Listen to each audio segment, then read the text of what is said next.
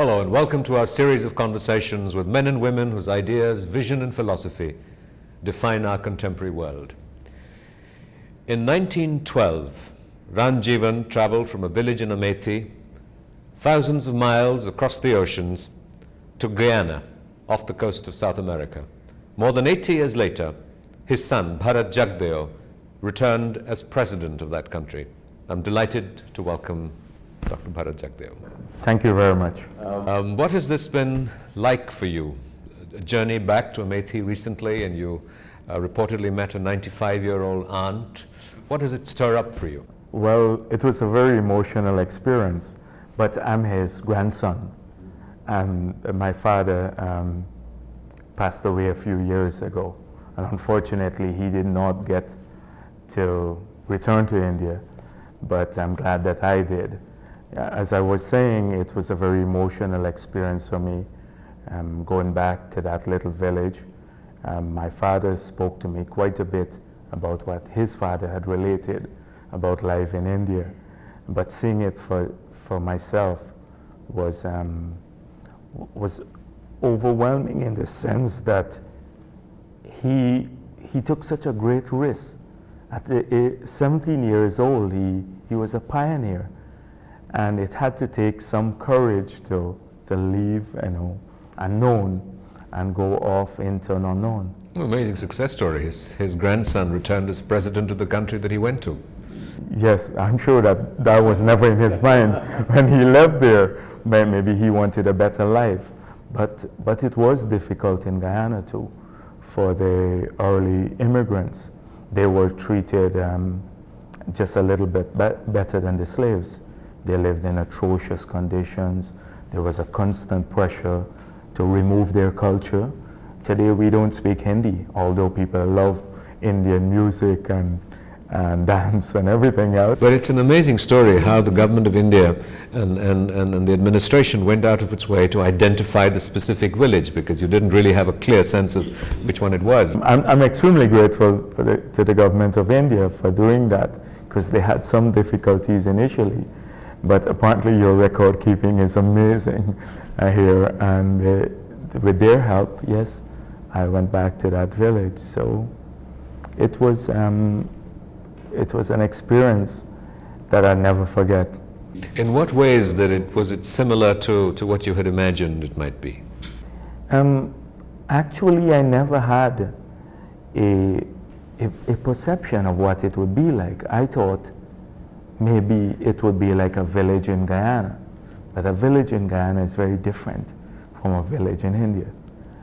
And then to see the way people live, it's a little bit different here. Was it wrenching in some way? Yes, it was, especially the level of poverty to an isolation. And that's the sense that I got, that the isolation. But India is an extremely large country, and I know of the many challenges and the progress that has been made too. But it's almost like I felt that they were stuck in a time warp. So what kind of relationship do you now see unfolding for yourself with your roots in precise ways? A team, they just wrote me, and a team wants to come to Guyana, so I hope that some of them will come on the team. And I've gotten an area study. Apparently, Mrs. Gandhi, because it's in her constituency, has adopted the village. So they did an area study, and that was presented to her, and she gave me a copy of it when I met with her a few days ago. In what ways have you sort of felt that you have retained an Indianness or an Indian identity? Well, first of all, the looks. You can't get away from the looks. But growing up in Guyana, we went to the Mandir, very important. In Guyana, we have a huge level of religious tolerance. So in a village setting, although we were Hindus, we helped to build a mosque. For me now, I can relate more to those that period, maybe the 70s and 80s, when I went to the cinema with my mother. because I don't know much of the new music, but I can relate back to the older music. The cuisine, you know, it's a national thing now. It's not just for Indo-Guyanese, but curry and dal and roti and all of those things are the staple in the country. The national holidays to Pagwa, Diwali, Eid, they're all national holidays celebrated by all Guyanese. So the Indo-Guyanese have made a huge contribution to the society, and today that contribution has become national. You know, you can easily see non-Indians, you know, celebrating things that are obviously identifiably Indian. You know, at a time when many cultures in many countries like, you know, India and China are looking at their diasporas overseas, and the whole sort of non-resident Indians, NRIs, people of Indian origin, and national identity is becoming an issue globally in many ways. How does sort of an Indian identity juxtapose, particularly with the head of state, in a different context in a different country? That's a very sensitive issue, and I dealt with it in my speech, because in Guyana we encourage the retention of ethnic culture within the national context. So there is a huge contribution today of Indian culture to the national cultural environment. Similarly, there is a contribution from Africans and from the indigenous people and Chinese and the Europeans, because it's a multi-ethnic society. And these component parts are all essential parts of the national culture. So I don't see a conflict because I don't have any doubts about my national loyalties. But I'm also proud to be an Indian, and I'm also proud of my ancestry and the cultural legacy that I took and my foreparents took to Guyana, and that is so important a part of the Guyanese culture. So there is no conflict. In what ways might that be sort of politically inconvenient, you know, to be perceived as having an identity that's outside or beyond sort of the ethnic groups in the country itself? Well, it could be exploited by narrow-minded interests, and in fact some try to do that, but I don't have any fear about it. I say this in Guyana too, when I attend Indian functions, or I'd say this, that I have tremendous pride in my ancestry, and it's not a secret. What I said in India, I say this in Guyana too. So I'm prepared to take the risk, because I think it's important that people know where they have come from. And the Indian civilization has a lot to offer the world. And I'm proud that my ancestors brought some of that to Guyana. It makes my country richer. You know, what elements of Indian civilization or heritage, you know, beyond the sort of, you know, the rituals and the celebrations of festivals and things like that, what are the elements that you feel are of great value to you personally, to the contemporary planet, in a sense? In my country, Indians are known for, people say thrift, being thrifty. Sometimes that's synonymous with being stingy. So I don't like to use the word thrifty. I like to say that they make sacrifices in the interest of posterity. That is, they save. And as the experience of the world has shown, that the countries that have the highest saving rates, China is showing this, are the ones that accumulate wealth. And that wealth could be used for the investment and enriching the country. So I think that is one characteristic trait of Indians all over the world that has contributed tremendously to my country.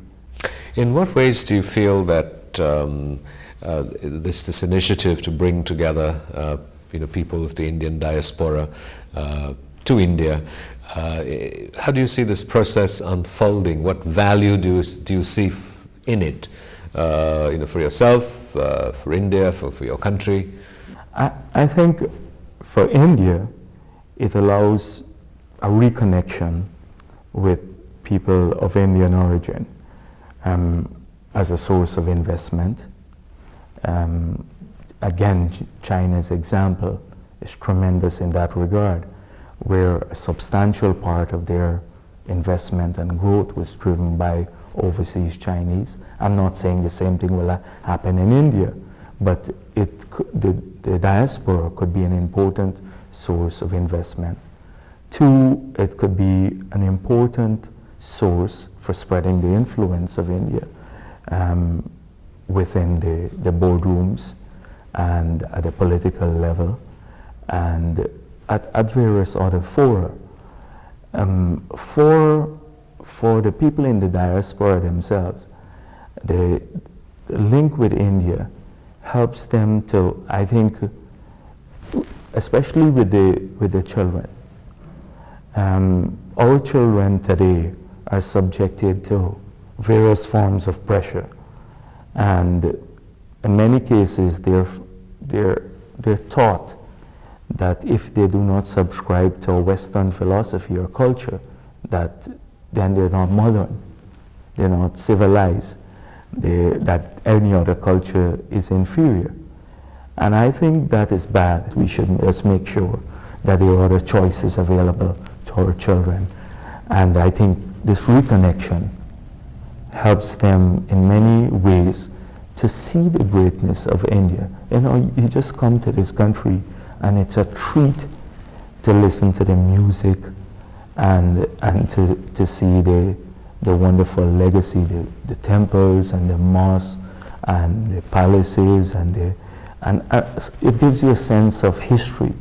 You know, this is 3,000 years BC that we're talking about. Many of the countries, say, from the Caribbean, have had a relatively short history, and they feel they belong to something that is ancient, that that has something to contribute to the rest of the world.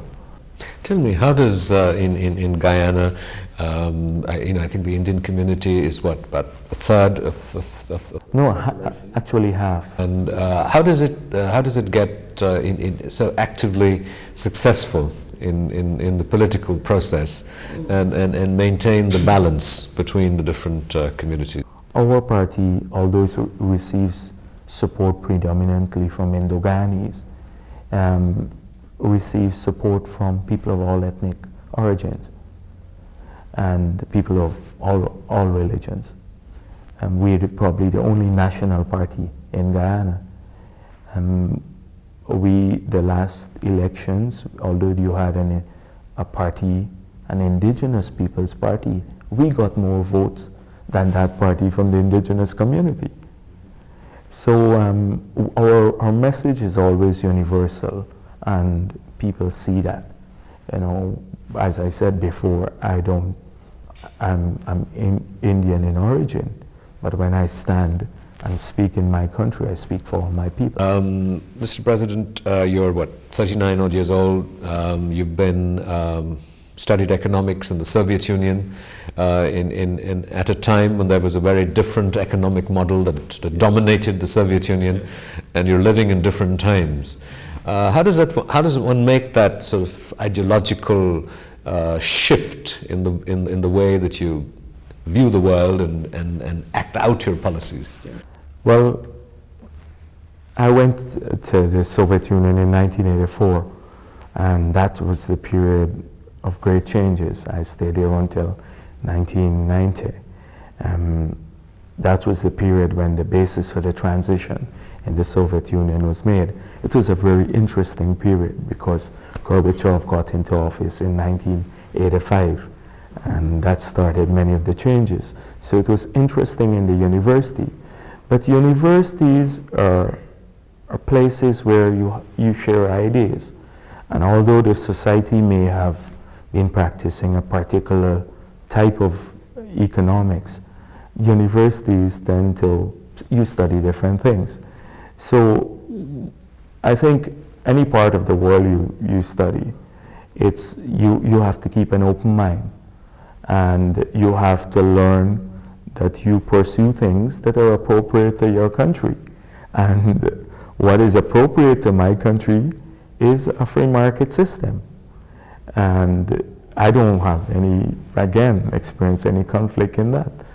I actively seek out foreign capital because our saving rate is not enough to tackle all the demands of the country, the investment demands of the country, and therefore I have to do it. We have a very liberal financial system. In fact, one of the most liberal in Latin America. We don't have any restriction on movement of currency in and out of the country, excepting for prudential reasons, and you have to declare, because we don't want to have money laundering. But you can take into Guyana bring into Guyana as much money as you want and take out as much as you want, foreign currency. You can walk into a cambio and buy as much foreign currency as you need in Guyana. We have one of the most liberal balance of payment regimes. Our exchange rate and interest rates, exchange rate is a floating one, and our interest rates are determined by the market. So these changes have been made because they're good for my country. We have privatized aggressively. We had 45 state enterprises. We're down to about 3. So what kind of partnerships do you hope will happen with India, and what kind of collaborations you think might unfold? There are huge opportunities. We're a small country, so we're constrained by that fact, and internal demand in the country is pretty small. But we have a huge resource base, and this is where, if we can add the capital and expertise of Indian companies to our resource base, they can do well, not just in Guyana, but using Guyana as a base for accessing the US markets. We have a one-way free trade agreement with the US.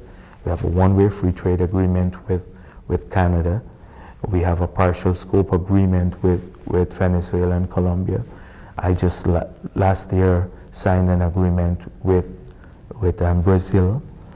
We're negotiating the free trade area of the Americas, and that should be in place in 2005. But growth rates have been relatively sluggish in Guyana. Yes, largely because of the traditional sectors, what has happened, it's an issue of classification too. The last time we rebased, we did a survey on the weights in the economy was 12 years ago. Since then, services have overtaken the traditional sectors, which have a high weight in the economy.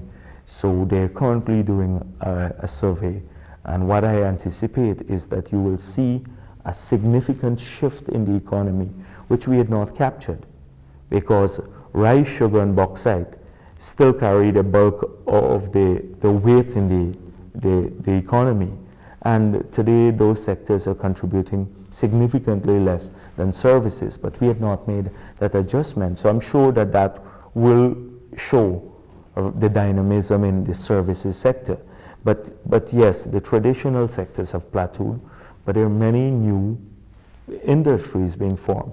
Like last year, we produced the highest and the largest amount of diamonds in the history of the country. I'm going to Jaipur. I'm hoping that I can interest some people to come and do the cutting and polishing of the diamond, to live in Guyana and do that, because we export the raw diamond, and you know, if you add value to it, you can probably increase the price 5-fold. So yes, growth rates have been sluggish, but I think it's largely because of classification. And frankly speaking, I did not want to reclassify anything, because it helps us to access resources in the international scene. We still have access to to the soft loans from the World Bank and other institutions. In terms of the sort of new emerging global order with a very dominant America, the polarization that Huntington had spoken about, where does that leave small nations like Guyana? You're actually, in a sense, in terms of population, the size maybe of a large multinational, 750, 800,000 people. So how do you stay afloat in this vast ocean? Yeah. And Guyana is a large country in the Caribbean, so you have many countries that are right, very much smaller. It's very difficult for small countries, especially if you live very close to the United States of America and you have so many of your people living there. We have about 400,000 Guyanese who live in the US and 800,000 at home. So almost every Guyanese has someone in his family living in the US. So there's a high level of integration. People go back and forth. We lose a lot of our teachers and nurses and the skilled people to the US every year. And then the US is not very generous. They send the criminals back home to us. And so we have that particular situation where we face huge levels of migration. The initial group migrated because of political problems in Guyana. And there was a strong push effect, but today there is a strong pull effect because they're trying to reunite the families in the US. So that is a major problem. It doesn't allow your population to grow in large ways. Then the second thing is that although we've had generalized commitments to special and differential treatment, declarative statements by the major powers of the world, when it comes to translating that into text in the free trade agreements, they're very resistant of it. So even within the free trade area of the Americas, we're proposing special and differential treatment for the small countries in the Caribbean and Central America. And we're not having a sympathetic ear. I met with President Bush recently and he said, we support the case. We understand your situation. So I said, it's not just understanding we want. We want you to tell your negotiators when they go to the negotiating table that they must reflect this in an agreement which recognizes our peculiarities. So that's a problem for us. But we're persevering. The 15 countries of CARICOM, we have this association, and we have a united negotiating policy. So we have a regional negotiating machinery. We don't do our trade negotiations individually.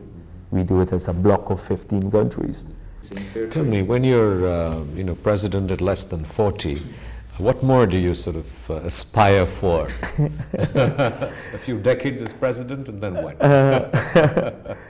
I don't know. I've not given it thought. I'm accumulating a lot of material that I want to read. So when I leave the presidency, and I think people should not stay too long in these jobs too. You always need fresh blood. You need fresh blood. And I don't intend to stay very long. I think you must have a renewal from time to time and to bring in fresh ideas into government. So when I leave, I want to take a year off and read all the material that I've been accumulating, and then maybe share some of this experience that I've accumulated that you would never find in textbooks at the university, especially at home, because I've been now in the cabinet for about 11 years, and there are things that you learn there that you'd never learn in the textbook, and I keep saying that to the university students when they come to see me. So I want to do some of that, maybe write a bit, but I have not really, maybe go back and do some farming. I have not really decided, but these are the things that... So how many years do you give yourself as president before you feel there's need for fresh blood? Maybe another 7 years or so, that's what I'm thinking. Well, thank you very much, Mr. President. A happy presidency, happy reading, and happy teaching after that. Thank you. That's thank you very much.